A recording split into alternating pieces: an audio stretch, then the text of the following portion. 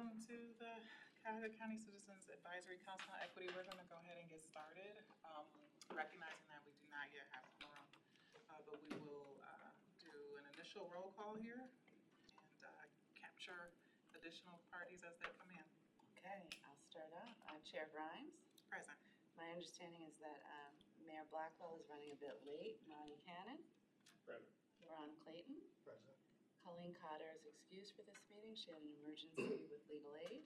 Janice Contreras. Present. Dr. Heidi Gullett has sent a text message that she too is running a little bit late.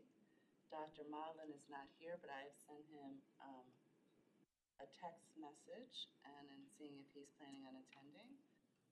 Locke Rashid. Present. Did I say your name properly? Yes. Naila is the one I try to get others people's right as well. Glenn Shoemake is excused. Yanela Sims is excused, as is Eddie Taylor and Sheila Wright. We've heard from all of them, as well as Levine Ross cannot be in attendance today, but I am sure that our chair will recognize Chief of Staff for Cuyahoga County Council that we're happy to have join us, Joseph, can't remember the middle initial, Nadi. Joe Nadi is here today with, many of you may recall and know, my former chief of staff and good friend who now works for council, Laura Black, is also here. So that's our roll call. Let's start with a moment of silence and reflection. Naila. So I have decided to do something a little different today and not give my regular moment of silence and reflection, but I do think it's important just to say, as we transition from summer with its vibrant colors, long days, and warm weather, we move into the fall. And fall, as we all know, is a time of transition and preparation for winter. It's a time when the trees lose their leaves in preparation for eventual new growth. So as we move forward, let us each search our hearts and open our minds in a moment of private reflection and dedication as a collective group in preparation for the future work of this body.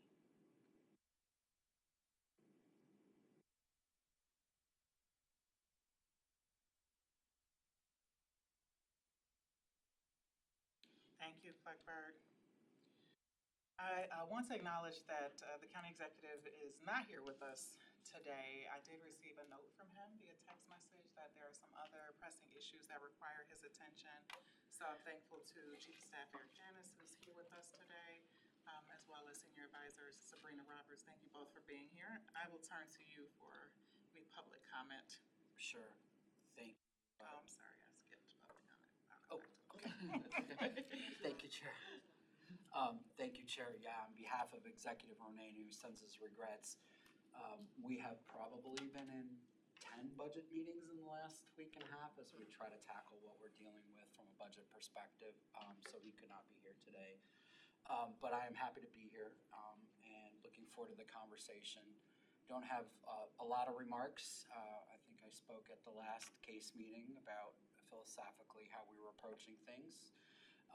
That effort continues, our analysis of all of these things that are happening in Washington, D.C. and how they affect the operations of the organization and how we move forward in a way that makes sure we're compliant with the law, but also pushes forward on trying to help the folks that we're most concerned about in the community. So that effort continues with the strong help of Rick Maniloff and the team in the law department.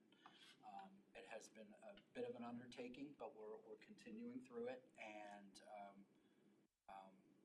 we'll continue to keep the chair and you all updated as we progress with those, with that analysis, and more importantly, with any decisions that we contemplate in the future. That's it. Thank you. Ms. Roberts, is there anything you want to share since you're here with us today? Thank you, Chair Grimes. One thing that I've been thinking about a lot lately is just, different policy decisions. They are what they are legally. But what I will say that I'm proud of this administration, and I've been here a long time, is the commitment to people. The county executive, if you've met him, and many of you have, he is the ultimate people person. And when I think about this time, no matter what side of the aisle anybody sits on, there's a deep commitment to people. And when you have values that each person brings their unique strengths and perspectives, and it's through that that we recognize that, and we're able to build stronger teams. Those stronger teams then turn into a healthier Cuyahoga. That's what Chris always, the county executive, does, Healthy Cuyahoga. A healthier organization and a healthier community. We're committed to those values, so we have staff and others bring their best selves to work because we have pressing issues to deal with. So the commitment to people will always be here, whoever, whatever, and their unique talents. So we deal with whether it's one hand, last meeting, you heard about the Child Wellness Center. That's a major undertaking under the Ronan administration. All the way over to, Livable Cuyahoga. I love so much with our older adults in this community, led by Natasha Petricola and her team at Department of Senior and Adult Services. And there's like 8 domains about how we embrace and think for the future for our older adults here. So it's with that pride, I would say, for this administration, whatever may come and whatever laws, that's fine, but the commitment to people will never change. So, thank you.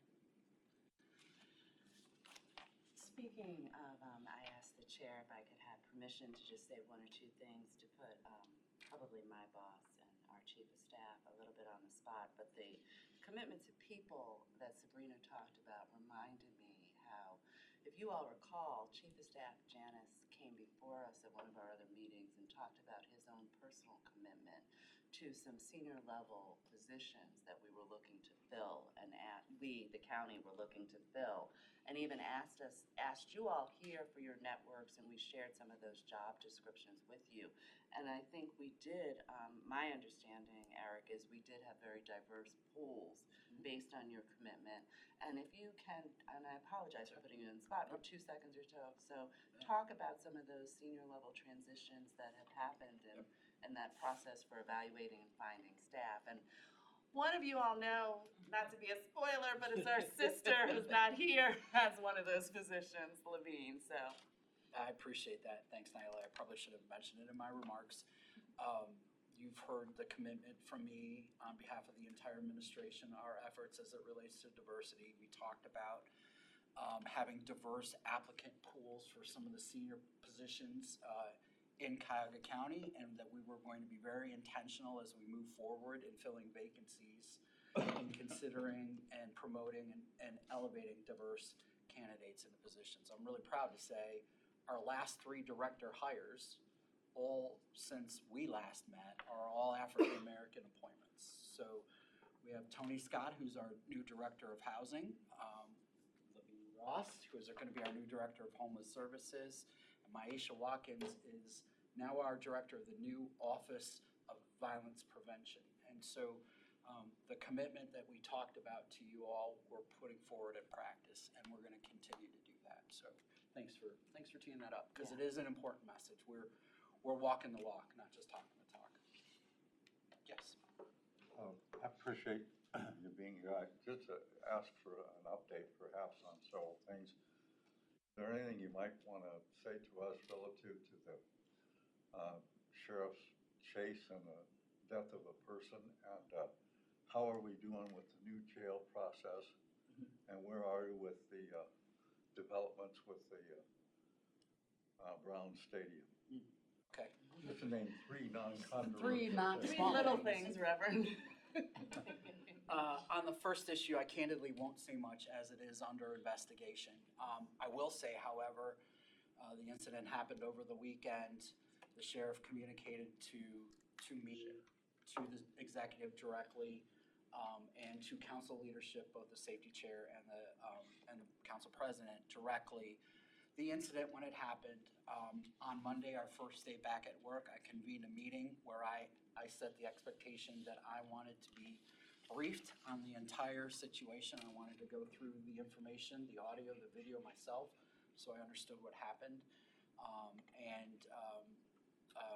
I think, as we have said, the sheriff has said in some of his remarks, we are going to continue to revisit and we look at and review the policy, the pursuit policy that we have in place. And we'll continue to, if we need to, make adjustments. As it relates to the jail, we are moving diligently. My last meeting was regarding jail-related issues. We're moving diligently forward in the planning process. We expect to have the full final cost after a full design by the end of this year, which would mean we would go to the market in early 2026 to issue bonds to build in order to complete the construction, which will itself start before even that bond issuance. So that project continues. Can I just say no comment on the process? No. I will say this, the executive has very clearly, very publicly not changed his position. He firmly believes that the Browns should remain downtown. The downtown is the region's downtown, and that it is really important that we keep it vibrant and active. While our line of communication with the Browns is always open, he's been clear with them and to the public, he has not changed his position. All right, just to follow up. Sure. Is there a way that this group could be helpful or more helpful in the event that the Washington administration were to seek to be a bigger presence in our city, to take over the policing, for instance, or where we are with ICE and all those things? And are we, as a group, if we are public in any way, does that endanger or put more pressure on all of you as you do the funding things? So I'll answer the second question first. In saying that to us, the most important thing is to make sure that we are doing what we believe is legally allowed per the law as it relates to the work we do, both in the DEI space, but in grant award and acceptance space. You all are an advisory body, and you're obviously free to speak your minds. Last time I spoke in front of you all, I wound up on the front page of the newspaper. I don't always enjoy that. But our focus is mainly on making sure we do the analysis that we need to continue to provide services to the residents that need our services the most. The first part of your question was related to public safety in Cuyahoga County. I don't know that I have a good answer for that yet in terms of how you all might be able to be helpful, but I will give it some serious thought. Again, a lot of this, as I talked about in the last meeting, is fluid, and we're sort of learning as we go. I'll be happy to come back and talk to the group next time a little bit more about your question. Thank you. I just want, and I apologize, I know we have time, but to add to the Reverend's comments, I know there's been a lot of articles and features, whether it's nationally or locally, on what we've been seeing happening, and to complement his remarks regarding, like, if the National Guard comes to Cleveland, like we've seen in other cities, which some national publications are, lending to the idea that Cleveland is not immune to that possibly being something that could occur here, and thinking of how we could be spokespeople, not just us, or if there is a way that this body has the ability to dispel fears or manage fears, because we can't dispel what we don't know what could happen, but how we can be more hands-on with letting communities know that there's support systems and that these types of discussions are happening. So even though if they can't be shared publicly, that people are aware that there maybe is plans that, if needed, could possibly be deployed if such things were to happen. I appreciate that. Thank you for that. And should such a circumstance ever come to our community, I think there would be a lot of conversations that would need to be had, including with you all as members of CASE.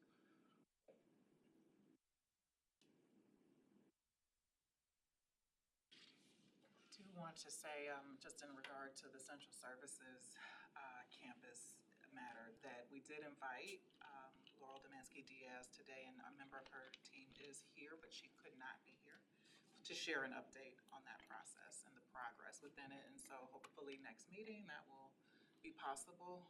She knows we're interested, and she's interested in sharing that update. But Reverend Chalker, I thank you for those kind of forward-thinking questions, because while there's work already at play, we certainly don't want to be ignorant to what is happening on a broader scale and wait for the act and then be trying to respond. So, thank you. I will also share, because I know it's happening, that Reverend Chalker, there is going to be a jail update meeting to Council Safety Committee. Laura, what date is that, the 10th? I think it's the 17th, 16th or 17th, Joe? That's, I'm checking the calendar. So there will be, and that's going to be live stream, in which Laurel and team are going to give 16th at 1 o'clock. Tuesday, the 16th at 1 o'clock. 16th at 1 o'clock. Public Safety Committee meeting. We've been asked to present the latest updates as it relates to our jail planning. And I will make sure if the chair wants, I can have Please. Julia send that link out if you'd like to view it via live stream, either in real time at 1 o'clock, or like the nerd in me does and views them all at a later date. So you can also view it whenever it's always available to view, in case you want to see it. Okay. But like I said, like Habiba said, we have invited Laurel and team to do a follow-up presentation at our next meeting. Thank you, Clerk Bird. I'm going to back up and inquire about public comments. Make sure we have those on the record if we have any. As Julia indicated from behind me, we have not received any public comment submitted via our email to equity@cuyahoga.gov. As you know, our meeting today is in person and open to the public, and no one is here for public comment, I don't believe. I don't know, Agatha, do you want to introduce yourself? I met you and know you. Yeah. Hi, everyone. I'm Agatha Hickerson. I am the Cleveland Foundation Public Service Fellow, and I'm working with Chris Alvarado in Regional Collaboration, as well as Laurel in Justice and Health Equity. So I'm excited to be here. Thank you. Thank you for being here. Right. So as I've been thinking about my comments, I'm just going to acknowledge my heart is heavy. And there's a lot of uncertainty around the continuity of this work. I'm thankful for the contributions that Mr. Janis has shared, thankful for the county executive's ongoing support of our convening, and coexisting with uncertainty around such a critical issue, a source of passion for every single one of us, is not easy to do. And so I thank this body, members present and those who could not be here today, for your continued passion. Being here is not without risk. We may not have the profile we would end up on the front page of the newspaper. However, we know that remaining committed to equity comes with death threats. It comes with doxing and having personal information shared publicly. It comes with a sense of psychological unsafety as you are navigating professional lives and personal lives where we can't escape the impacts of racism on our daily lives. And so I just want to hold that space of acknowledging of the pain. We are a culture that pushes past grief too quickly. We do not mourn. And I mourn this time, this era that we find ourselves in, knowing that there are ancestors of ours in this room, direct and indirect, who sacrificed their very lives and livelihoods for us to have a culture that is diverse and equitable and safe for all people. And so I want to just say that. And then thankfully, the universe sent me something to encourage my heart right before I came here. And that's the work of Dr. Shawn Ginwright. And if you were in the trauma-informed care and practice space, you've probably been familiar with the term healing-centered engagement. Even if you're not part of that space, you might have heard that term. Because in 2018 or so, Dr. Ginwright wrote a powerful piece in Medium where he called on us and our work with other human beings to do more than think about the trauma of the people we serve and of ourselves, and think about our strengths and our assets, and focus on our capacity for healing. And he has since built out a platform that invites us as justice leaders to be thinking about the pivots that we need to make in his book, The Four Pivots, so that we can show up courageously, boldly, well, and healthy as possible, and courageous. So that is all in the universe, this beautiful, powerful article and that piece. And I learned today that he is also writing a book on uncertainty and the power of uncertainty. And that resonated with me because I've always been a leader who can ride with ambiguity, is what I've often said. Like, I can ride with it. I don't need all the details. If county executive says go, we go. If county council says go, we go. If my body, mind, and spirit say go, I go. And I'll figure out how as I go. Someone who recently made a big transition, right? Figure it out as I move. I trust my intuition. I trust my ancestral knowing. I trust the moral compass in me. And so I just want to put that in this space with you all, that there is a recognition that there is power in uncertainty. There is pain and there is power. And I will be leaning into that work when it becomes available. You are on Substack. Dr. Jen Wright is there, does weekly or every couple days, and a verbal essay. He's offered to share a chapter from the book for his followers to read on doubt. So this was right on time. So I want to share that all with you.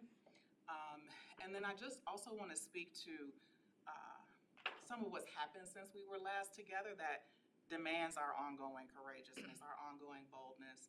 I want to acknowledge that 300,000 Black women lost their jobs since January.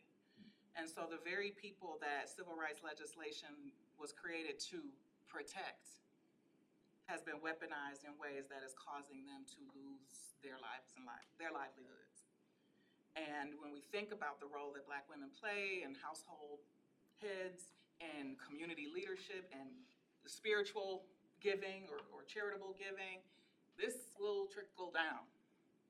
And so I just want to name that in this space. I want to acknowledge the family separation that continues to occur as people are taken off the streets and sent to facilities that their families often don't know where or how to reach them or how to find them.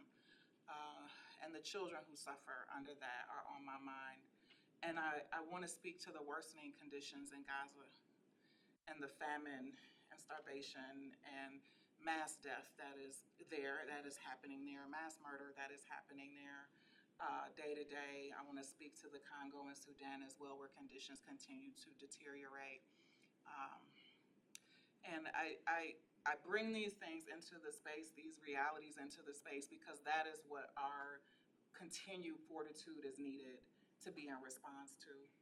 The gun violence that continues in our nation, in our community, on our streets, and in our neighborhoods. And I won't back down. I won't back down no matter what happens with legal decisions that must be made. And we are citizens of this county, and we get to persevere no matter what happens. And I will meet you on the ground, in the mix, at the grassroots, if that's where we need to meet. Those are my comments. Thank you. Okay. Amen. Right.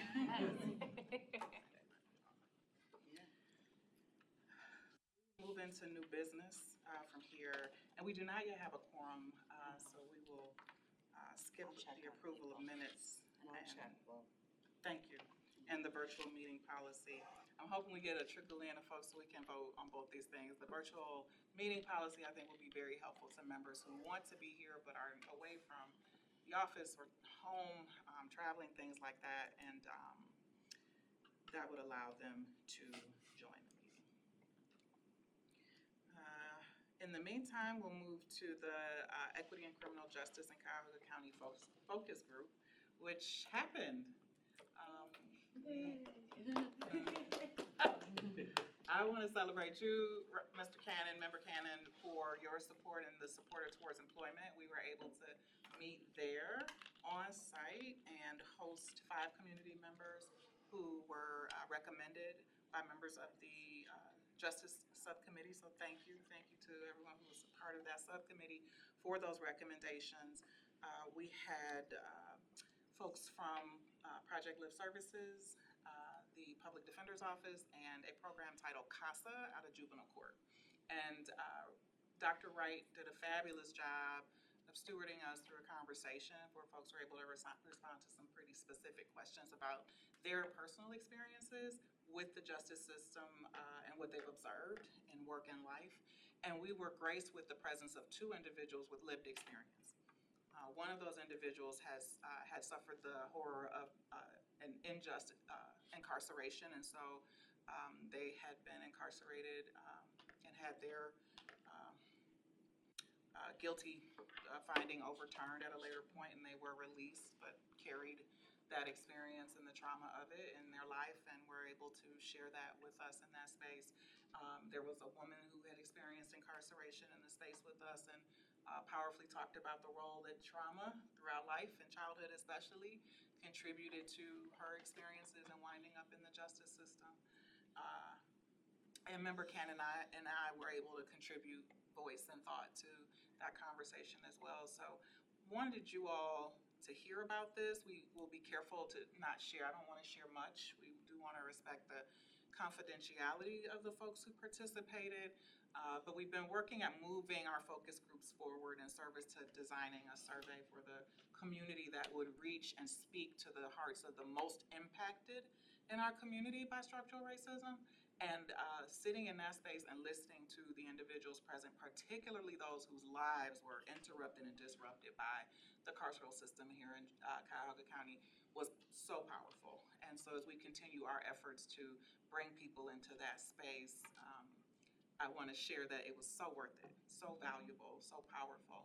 And Clerk Bird and Julia had the ability to be present with us, thankfully and powerfully. So I will pause there and turn to you all. If there are things you want to share about what happened in that space, I welcome them. I will probably go the quickest.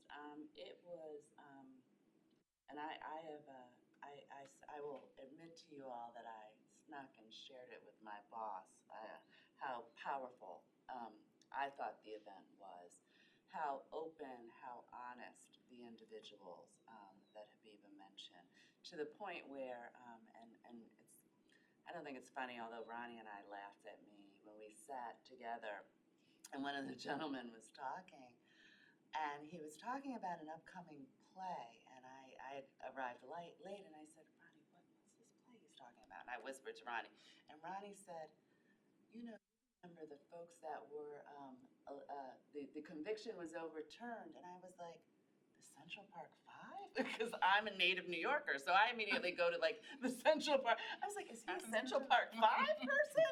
Ronnie was like, no, in East Cleveland. I was like, Ronnie, I'm not from here. I don't know. But what I did know and did do, and Ronnie sent it to me, is went online and bought tickets to the play that is next Friday at the Mimi Theater called The Lynched Among Us.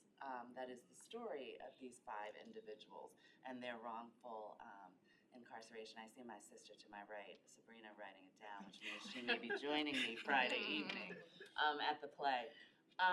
But aside from that, we also had the privilege of having someone who does not look like me, who was a white man, who was a high-ranking person in our community, I think is fair to say, talking about his own sense of white privilege and how he clearly identified and understood that when the police stop him, it's a very different experience than the 21-year-old boys I've given birth to in their cities, or other men, or even other women of color, and that he understands and appreciates that he has some sort of a past. And I thought he was very open and honest about his conversations and his experience, which I think added to our overall conversation. I will say that the 2 women from CASA who work in the juvenile court system were extremely appreciative for the opportunity to participate, sent me follow-up email communications thanking me. It lasted a long time. We had some delicious food. That was a lot of it from Zanzibar. So we had some soul rolls and some other food. That was good. If you guys have been to Zanzibar, you know what I'm talking about the soul rolls. It was powerful. It was powerful to the point where we are, and I'm sure the chair is going to get into that, looking to schedule the next one and really working diligently. I know I plan to be there yet again to hear that. So I don't know, Julia, do you want to add anything? Because you were there longer than I even was. No, I think you hit on the main parts. It was just, I want to emphasize like how beautiful it was just to see how comfortable everyone was sharing such vulnerable stories about their personal lives in that space in such a short time. And it was just really powerful to see that human connection. So I'm really grateful, very excited for the next 3. So, yeah, Ron. And then for me, as a representative of Towards Employment, we're obviously honored to host the event at our office.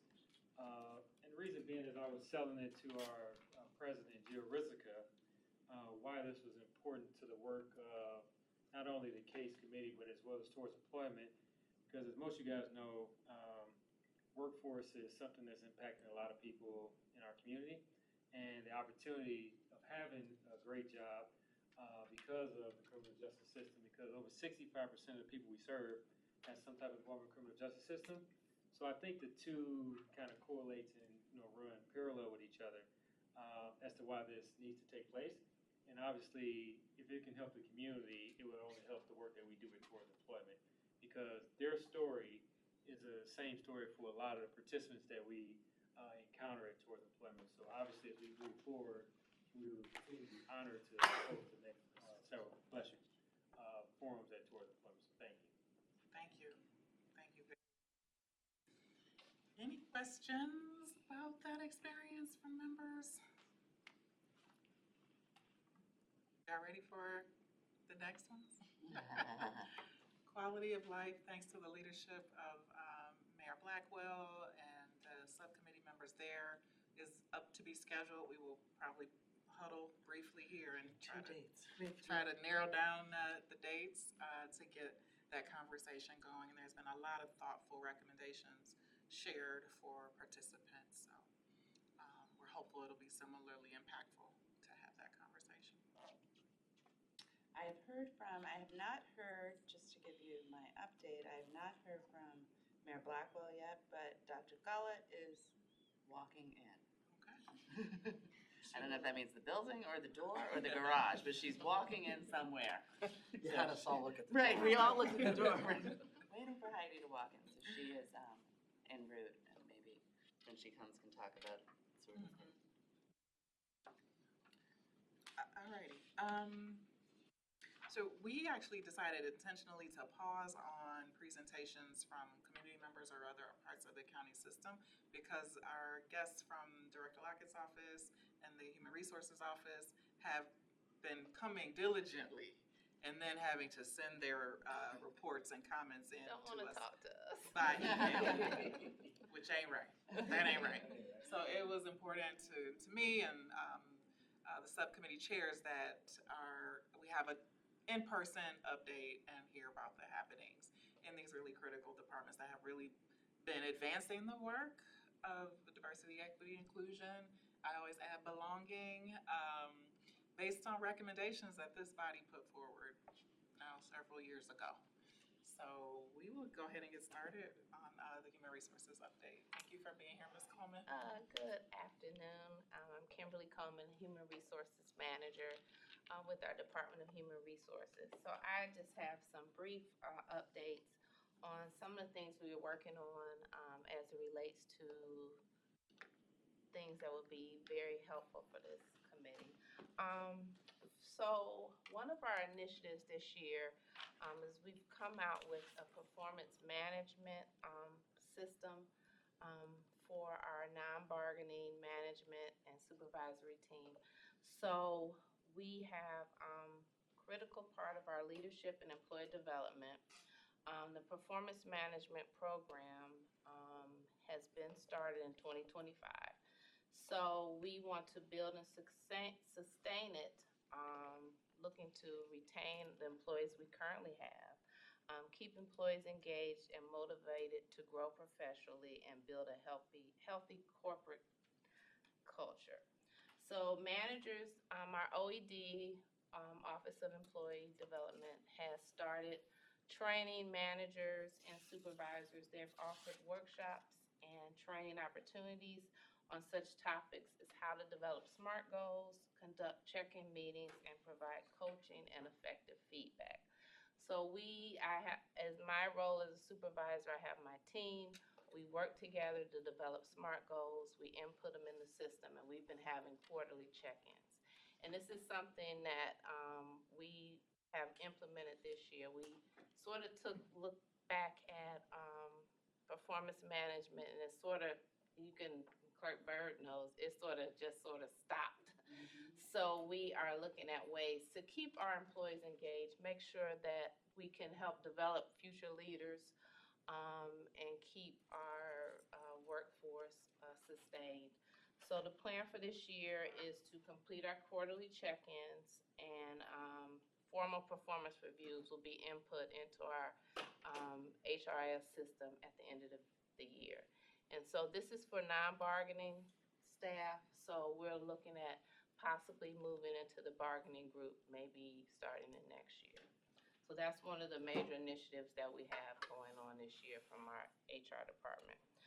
Just to update, something else that we worked on to help increase leadership and the ability for employees to get other opportunities was our tuition reimbursement program.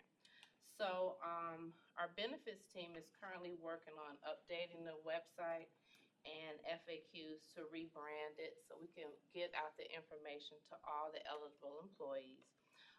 They automated the process, so now you go online instead of we had a long paperwork,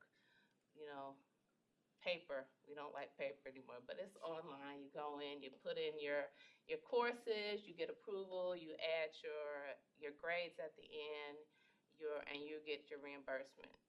So we still are participating with 3 schools, Baldwin-Wallace, Cleveland State, and Tri-C. And currently to date, we have 77 applications that have been approved, 13 employees attending Baldwin-Wallace, 43 at Cleveland State, and 21 at Tri-C.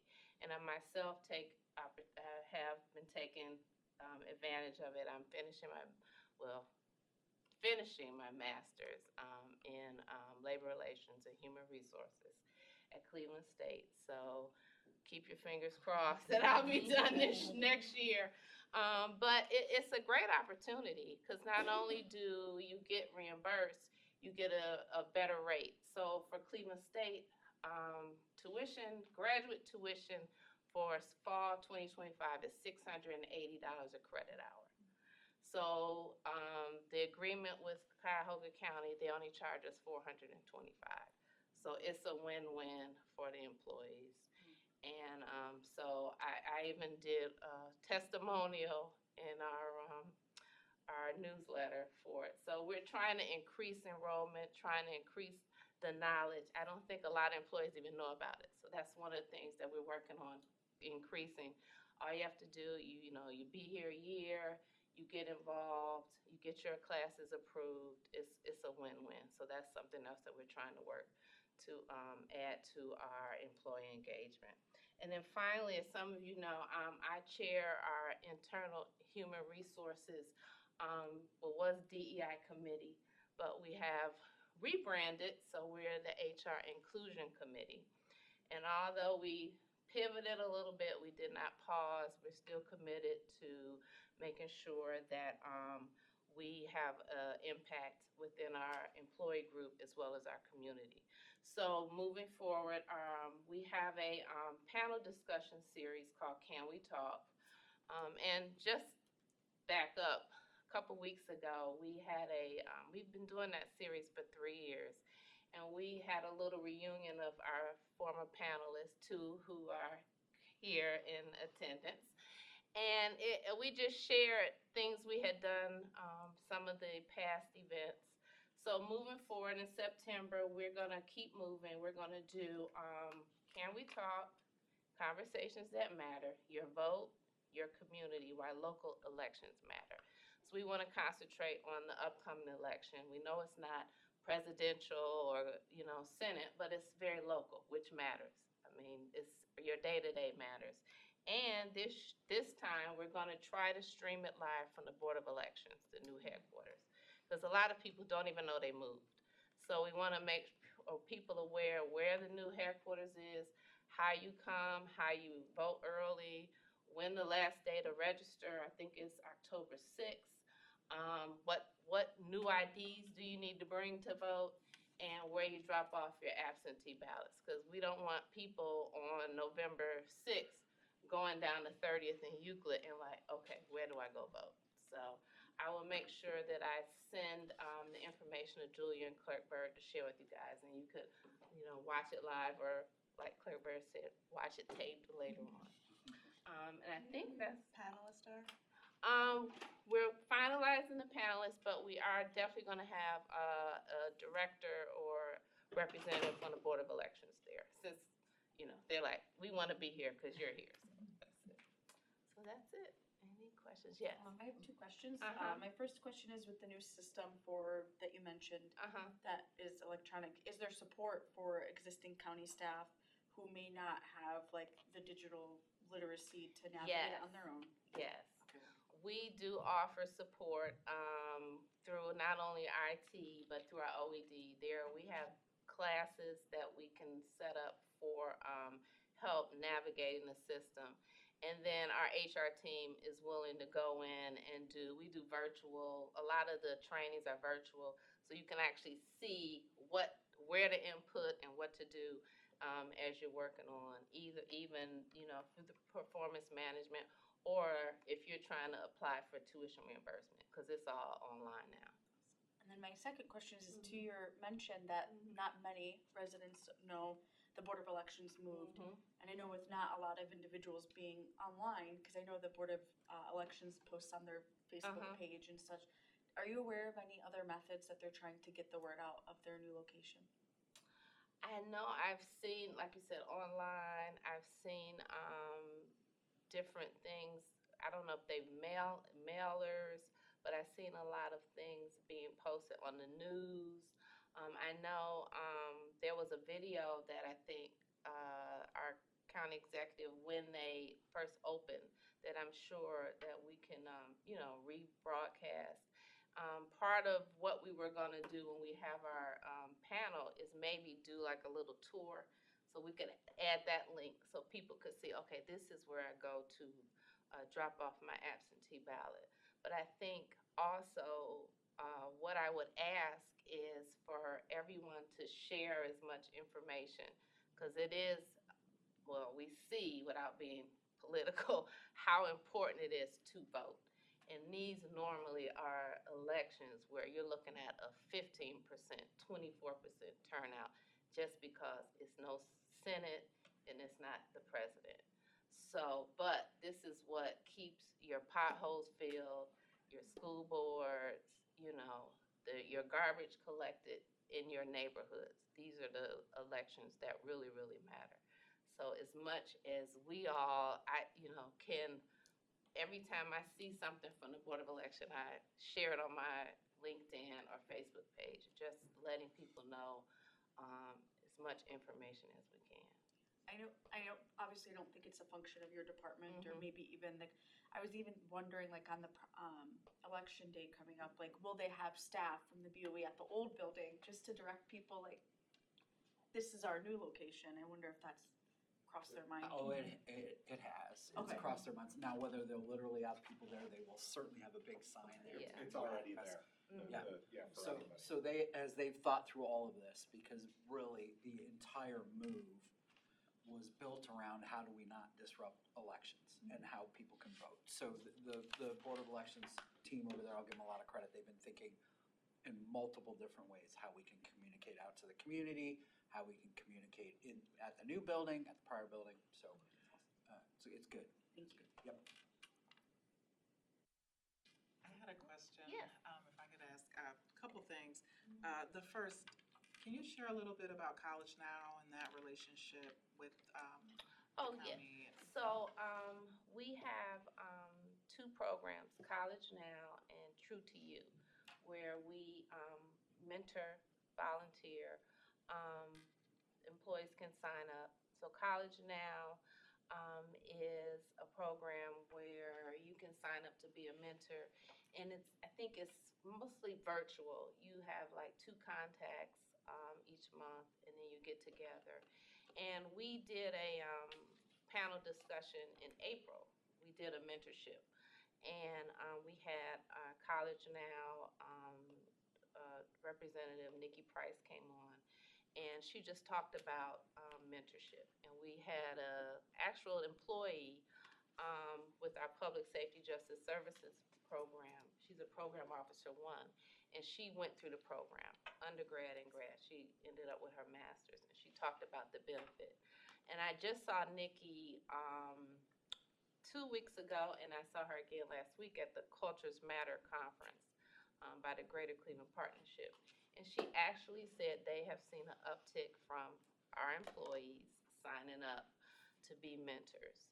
And then True to You is another program through Cleveland Municipal School District where you go into middle schools or high schools and you actually sit with and mentor current high school and middle school students.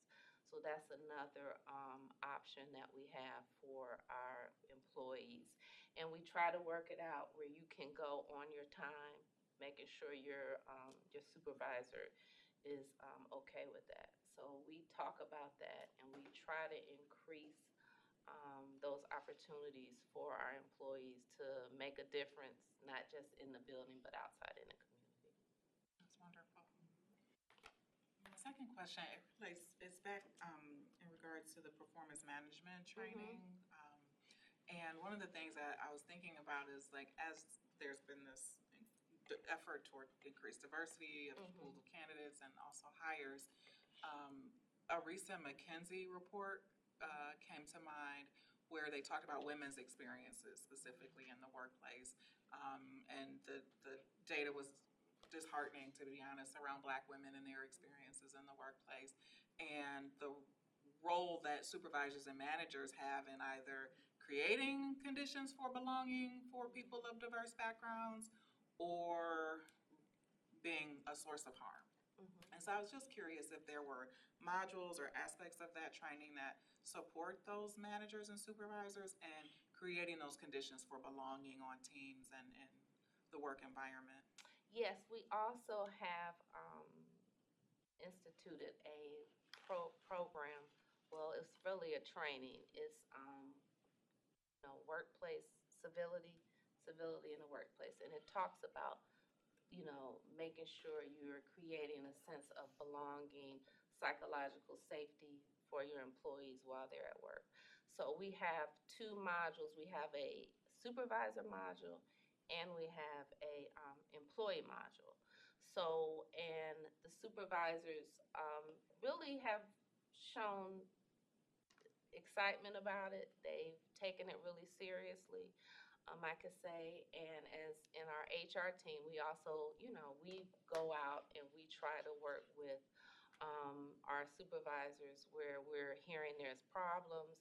We work hand in hand with our EAP provider, More Counseling, and they will come in and do a lot of trainings on professionalism, team building. We did a training at the clerk's office. And I think we work hand in hand. What we've seen is it almost gives people a sense of, okay, now I can share that I'm having an issue, having these classes. It makes people feel comfortable reaching out and letting us know that they're having an issue, and we've been able to address it on the back end. Thank you. And the question very well might be for the chief of staff, but since the announcement of the hiring freeze across the county, and it's been a couple of weeks, have you seen any impacts for the good or for the bad? Well, for the good, we're saving a little more Saving, money. yeah. Or saving, yes. It's probably a little too soon to tell impacts on the organization. I would say a couple things though. One, we are paying close attention to that. And two, sort of the corollary to that is I will adjust the direction depending on how the organization is functioning and what it might need. important symbolically and practically to draw a hard line. The exception was corrections officers simply because of the churn that they have. If you do a hiring freeze for any period of time, they dip below the number of corrections officers needed. But we'll be monitoring it closely. I will say two other big categories of employees that I pay close attention to are social workers at Children's Services and caseworkers at JFS. I had conversations with both of those directors, plus the HHS director, David Merriman, before implementing this, and felt comfortable that for now, they had a plan to continue forward with their good work while we paused in hiring. And so we are paying attention to that every day. Just by way of small example, we made a decision 15 months ago or so to start hiring more caseworkers at Job and Family Services. We had tried different techniques, technologies to try to reduce our call time waiting, and sometimes there's just no substitute for being properly staffed. We saw our call wait times drop from an average of a 70-minute wait time to 16 minutes because we're properly staffed. Well, we don't want to take that progress backwards. We also know that there are a ton of things coming in terms of changes related to Medicaid and food assistance that are going to have an adverse impact on our residents and our employees. So we're going to be monitoring all that closely. Yep. And just to follow up on Eric, so what our talent team is looking at moving forward while they're sort of not hiring is working with directors to look at hiring plans moving forward. So when we do come back to hiring, recruitment plans, what positions do you most need or moving forward or in the future? And then also reaching out to current hires and looking at exit interviews just to see where we are so we can retain the current staff that we have, because we want to make sure we retain. If we can't hire, we want to retain and make sure everybody is working effectively. Thank you. Right. Thank you, Ms. Coleman. You're welcome. Thank you. Before we move to the Department of Equity and Inclusion, I do want to acknowledge Dr. Gullett. Thank you for being here. Mayor Blackwell, thank you for being here. All righty. We have Ms. Wilson with us from the Department of Equity and Inclusion on behalf of Director Lockett. Thank you for being here. Yeah, thanks for having me. I'm Jennifer Wilson, Senior Contract Compliance Officer with DEI. I'm here in Lenore's absence. We just have a few updates. June 17th, we had our Mid-Year Equity Summit. It's a virtual summit for leadership. It was collaboration with the Personnel Review Commission and HR. We discussed the topic of maximizing and leveraging our greatest resource, our workforce. PRC talked about civil service testing and non-bargaining and bargaining class comp systems. HR went over what to do when you have a new position and the hiring practice. We had about 200 leaders attend that Mid-Year Equity Summit. July 17th, we had our second vendor fair of the year. Vendor fair is an opportunity for vendors to come in and get face-to-face interactions with county departments, N4, learn how to get registered as a vendor, and then also learn about certifications with our department, SBE, MBE, and WBEs. They can also review our forecast, review what the county is purchasing for the next 2 years. Some of the departments that were there were HR, HHS, Purchasing, Medical Examiner, and the Office of Small Business and Public Works. Our next vendor fair will be October 23rd. We had our first meet and greet of county equity teams for county employees. That was August 7th. At that event, we have county employees might want to start an equity team in their department. So we had information tables. One of the table was DEI activities that people might want to start, like a potluck or book club. Or for the fiscal team, we usually get together and just discuss different videos on equity or any articles anyone might have seen. And then we had a table with book suggestions if people want to do a book club. And then we just had some glossary of terminology for DEI. We had just a few people. Those were just county employees. Just finished our second round of management training for newly hired supervisors and newly promoted supervisors. That is a two-part session. The first session, we go over management techniques, excuse me. And really, it's just an opportunity for supervisors to bounce ideas off of each other. And then they work on homework, come back together, and then we have the second session. That just finished this week. In September, our upcoming training is the What's Next initiative. That's a virtual training event on microaggressions. We had a survey in the beginning of the year. Employees could vote on what they wanted to talk about, and they chose microaggressions. We do 2 sessions for that. And then our next training after that will be the DEI all-staff training. That's for all newly hired employees, or if they want a refresher on our DEI training, that's a 3-hour training refresher. For the disparity study update, it's still in process. They're finalizing the final stages, and they are determining when they're going to do the internal presentation. The first overview is going to go for county leadership and the executive team, and then county council will be updated, and then the external stakeholders group. Really it for DEI, just a lot of trainings that we're just plugging along with. Thank you. Questions for Ms. Wilson? Sure. Hearing all of the training, is there a process in place to measure it? And is there a schedule then for implementation and then review to see if this training is impactful? Then does it change the experience for the employees that participate or the organizers that put it together? And then if we're gonna do if-then kind of program, if that's the training, then what is the expectation? Or what's been the result? Or what's been the success? Or what's been the failure? Because there's a lot of training, but is there any report out of where it's going? Yeah, we usually review our stuff in the beginning of the year because we, like for the management training, we only did it 1 time a year. So now we do it twice a year to reach more supervisors because it's such a 2-part situation. So that's why we do it 2 times a year to reach more supervisors. So the first time we did it, we pretty much did the gambit of all the supervisors. Now we're just getting the trickling of supervisors. This last one we did, we had about 15 supervisors. So we were speaking with Lenora Lockett and our team to review. It's better to have bigger numbers for the management training because there's a lot of bouncing of ideas, and it's more like a workshop. So if we have smaller numbers, it really doesn't have an impact. We might change it to 1 supervisor management training so we can have maybe 50 supervisors because we do breakout sessions where they can talk to one another. They don't really, if we have under 10, they can't really discuss it. For our all-staff training, we're just getting everyone who hasn't recently received it. When we first started doing this back in 2021, we pretty much got every employee. Now we're just getting the newly hired.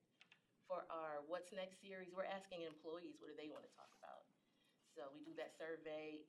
Microaggression seems to be one of the hot topics that people want to talk about.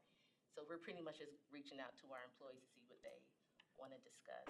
And the Mid-Year Equity Summit, we do that once a year. Once again, we're just reaching out to the departments to see what they want to discuss and how we can do a workshop to really leverage what leaders want to discuss.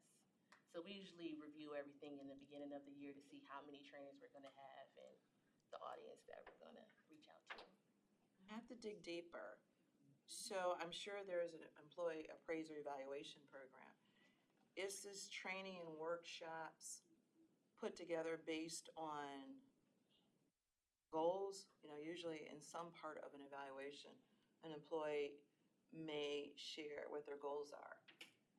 So if there's is this coming from that data, or is this a template and we're just reapplying it? Supervising training, is there a measurement or some study that will see, do they then become managers, the next step? I guess we could I'm probably do a collaboration with I just keep hearing all HR. this training, but is it really turning into employee satisfaction, retention, professional growth, I'm big personally, I always make sure I take one professional development course every year on how busy I am and one personal development. Is that what this is? And then does that lend itself to success, promotion, increasing compensation? Is that where we're going with all of this? Yeah, it was first an initiative to do the training for all of Cuyahoga County employees, but that is a very good idea. We could probably do a collaboration with HR because you have your performance management that could go hand in hand with our management training. So we can definitely have Lenora reach out to My HR. concern is, and I don't mean to be combative, but having spent many, many years in corporate America before deciding I wanted to be an elected official, what I was thinking is, individuals have their scorecard, and corporations do a lot of performative. I'm hearing a lot of performative actions. But does it actually turn into something that moves that employee to the next level in responsibility, in title, compensation, job satisfaction? Because it sounds very performative, but I just hope that as you guys continue to report out, that performative list turns into something that's measurable. Right, absolutely, definitely something we can look into. Thank you, Mayor Blackwell. I think that this is an important time to be thinking about our impacts, and I know there's the foundational work that has to happen when there's not maybe been a focused attention in this space. And how do you get from that kind of like, okay, let's reset ourselves, but be working toward metrics that matter to the county system as a whole? And we've talked about a dashboard in the past, and is there a dashboard? Will there be a dashboard? I know the county's undergoing strategic planning, so hopefully flowing out of that process, there will be measures that the kinds of activities that are planned in both departments, but especially in the Department of Equity and Inclusion, can kind of flow up to targets that are made out of a strategic planning process. Thank you for that.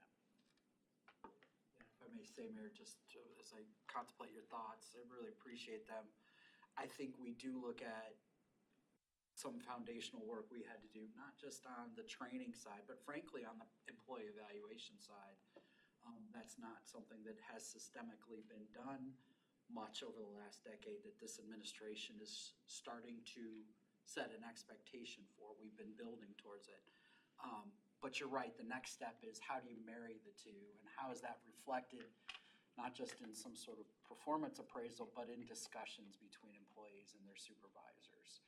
And that's a really well thought next step that we need to focus on as we build them both.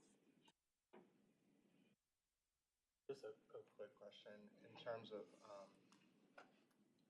engagement and even inclusion with onboarding. So the trainers that you mentioned are primarily for the staff that have been already employed by the county. Is there any measurement or check-in, like during the onboarding process, to check in with folks to see how engaged, they are, how included they feel in the environments that they're in?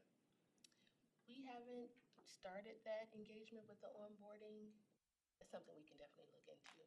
I just asked because we just shifted to that, like we do a 30, 60, 90 now, because we're really focused on engagement because we're so spread out, and also recognizing some challenge with our leaders. But we got a lot of insightful information with those check-ins and onboarding, which has ultimately helped us decrease like our turnover too. We have, I think in my area, we have started the check-ins, the 30, the 90, the 180 with my HR, the generalist team, because you start with your talent person, and then we have the generalists, checking in, and we have scheduled check-ins, the 30, the 90, and I think, like I said, once our talent people are gonna follow up, maybe 6 months in, and just keep engaging. We want to really try to engage in our staff to see what's going good, what's going bad, what we can help to make sure that they have a successful tenure here. I thought about that when you had mentioned that some folks were unsure about being able to speak up. I think that sometimes coming into an environment if the leader is the problem and we have trainings to kind of help them get there, but once the employee is there for a while, sometimes they kind of settle into that and start to normalize it, so. Thank you. Other questions for Ms. Wilson? Thank you both. Appreciate your updates. Julia, well, it's not on the agenda. We will have a GARE update, so I'm going to turn to Julia to share an update from GARE. For those of you who've been here since the beginning, I know this is very exciting for you because we rarely get to do the GARE update in person. I also appreciate Julia making sure she put herself on camera. Right. Do I need Did to you do stand that? up or can everyone see me? Okay, so we just actually received an August newsletter from the Senior Director of GARE, which is a Government Alliance on Race and Equity, which we should all know.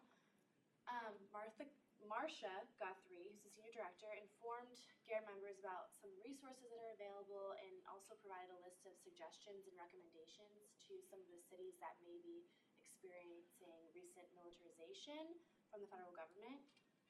First in Los Angeles and now in our nation's capital, Washington, D.C., GARE strongly believes that these cities whose values run counter to the current federal agenda are under attack, and there's potential for expansion in other blue cities. For all of the GARE member jurisdictions and cities, it's ringing a major alarm bells about protecting equity, but also while maintaining community safety and really focusing on protecting the vulnerable populations that we serve, but not allowing for gross federal overreach. So some of Director Guthrie's suggestions included sharing what's happening locally, so sharing with GARE member jurisdictions similar narratives or interventions that are emerging within your own jurisdiction and leaning on one another for support. Tracking and documenting impacts, so recording changes to local legislation, local policies, decision-making, public messaging, ordinances, etc., to really track what's happening in your own city. And this is also how, we hold each other accountable and hold our institutions accountable. Standing together publicly, so identifying those racial equity partners within your community and identifying how you can stand together and lean on each other again, just to share that commitment. Connecting regionally, which is kind of similar to standing together, but sharing with, learning about, and supporting racial equity practitioners in your area. Using the GARE network as a force multiplier. So Cuyahoga County is a GARE member, but there's also obviously members across the nation, and we have an online community, which is kind of like a Twitter thread or like any thread that you could, have start a conversation and reply to each other. And there's also in-person events, and strategy building within that community, and then staying informed. So keeping up on policy issues and news cycles in this ever-changing environment is more important than ever. And then some of the resources, I actually brought a few copies. I don't know if you want to circulate. There's only 5, so if you just want to pass them around. This is the GARE's Democracy Resilience Toolkit, which was modeled after FEMA's disaster management framework. So it has 4 parts: mitigation, preparedness, response, and recovery. And it's just about helping GARE communities play the long game in this strategy and taking meaningful actions to safeguard democracy. I can also send that virtually, but that's just a 10-page toolkit that GARE published earlier this year. So Director Guthrie just wanted to bring that back to everyone's attention and focus on that as it's, a topic that is under attack according to them right now. So are there any questions? So I just want to say, and I think you all know this, and I wanted Eric to hear it too. GARE is a really important and critical resource, and it's a free resource for us as employees of Cuyahoga County. You'll recall, Julia and I had the privilege of going to their annual conference, which was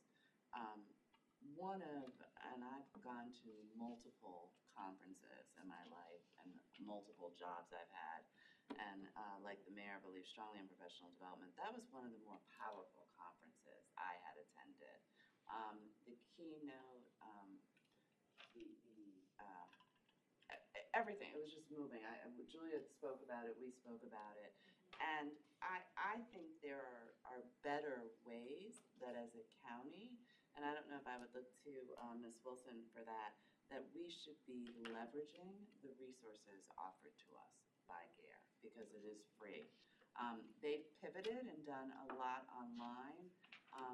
I don't want to put her on the spot, but Laura, you probably can remember GARE back before COVID when you worked with me, and I think we became the clerk or us became, initial members of it, and the power to their different communities that they have in those resources. So I'd like to see, personally and professionally, our county be more involved in the GARE community and really taking best practices from across our nation on what other like communities are doing in the space of racial equity.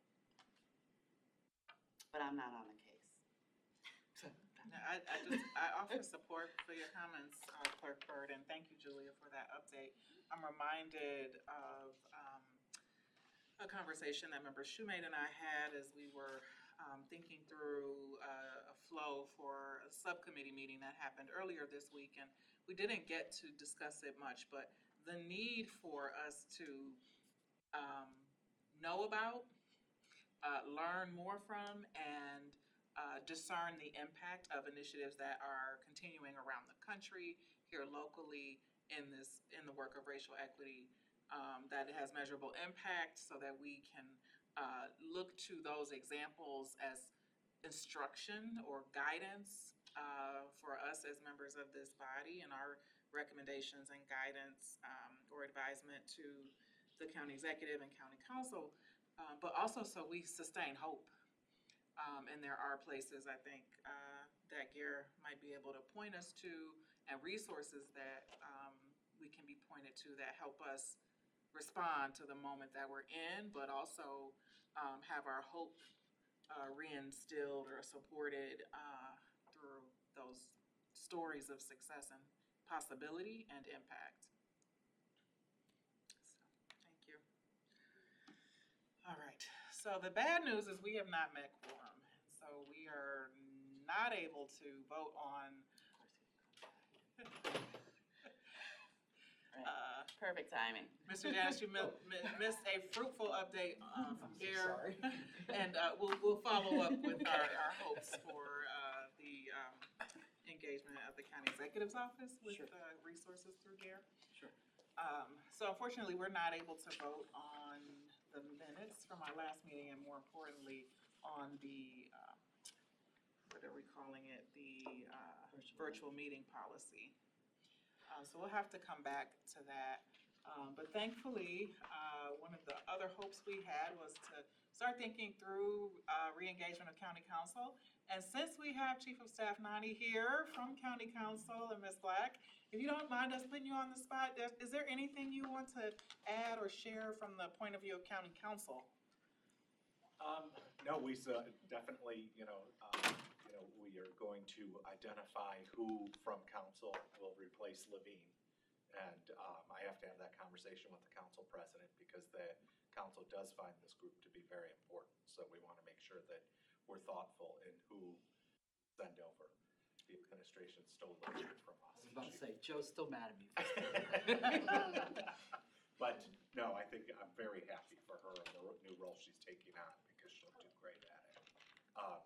But I just wanted you to know that that is a primary in our thoughts right now. And as was referenced earlier, we're just kind of coming up on some difficult budget discussions. So in starting in the end of September, and it's going to be tough, but we're trying very hard to work with the administration in really coordinating and doing the best we can with what we have. So. Thank you, and I hope that I will take the liberty to speak on behalf of CASE in saying if there are opportunities we might have as members to help inform your thinking around budget and budget decisions, please let us know. We'd be eager to. That's, no, I appreciate you saying that very much, and what I should have said is, we're hopefully gonna be releasing the actual public budget schedule soon, so I can make sure that everybody has that, because it lists, what departments will be coming in that we'll be discussing, so everybody can know, and as was stated earlier, you're more than welcome to come in person, share, public comment ahead of time, or come to the meeting, or watch on the YouTube channel we have. And Madam Chair, if I may, I wanted to echo Joe's sentiments. We are in very tough budget times, but I'm really, really encouraged by the fact that both sides of the 8th floor are working together. We started meetings at the senior staff level with the council president and the finance chair several months ago, and we've now continued to amp up those conversations so that we can have a shared conversation about the budget going forward, because there's going to be a lot of tough decisions to be made. We want to make sure we're hearing everybody's voices and that we're working together on behalf of the community. So, thank you. Thank you. Thank you. Questions for Chief of Staff Nani before we close out our time?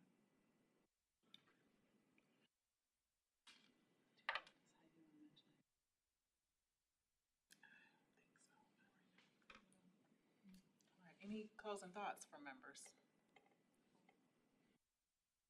Right.